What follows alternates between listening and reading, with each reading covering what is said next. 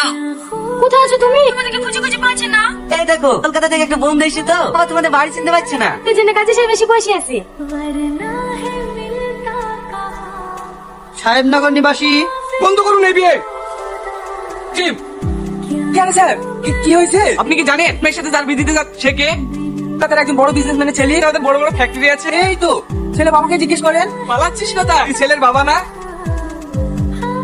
এদের পুরো টিম আছে করে এই কাজগুলো করে। পুরো রাজ্যে পুলিশ এদেরকে খুঁজে খুঁজে বেড়াচ্ছে। শুধু আপনাদের গ্রামে একটা ছেলের জন্য এদেরকে হাতে নাতে ধরতে পার। ছেলেটার গুলি লাগার পরেও একে খবরটা দেয়। তাই আপনার মেয়েকে বাঁচাতে পারলো। ম্যাডাম ম্যাডাম আপনি ছেলেটা কোন বেরিয়ে আছে একটু বলতে পারবেন? ওইখানে। কি হলো ম্যাডাম? এইগুলো খুঁজছেন কেন? এনার প্রয়োজন নেই, উনি কিছুক্ষণ আগেই মারা গেছে। ও আমাকে ছেড়ে চলে গেছে। এজন্য বাঁচতে পারে। সালমা হে তার পাগলি তোর পিছনে আমি তো ভাবছিলাম টনি চাচার কথা। কেন হচ্ছে কেন? আমি কি মারা গেছি নাকি?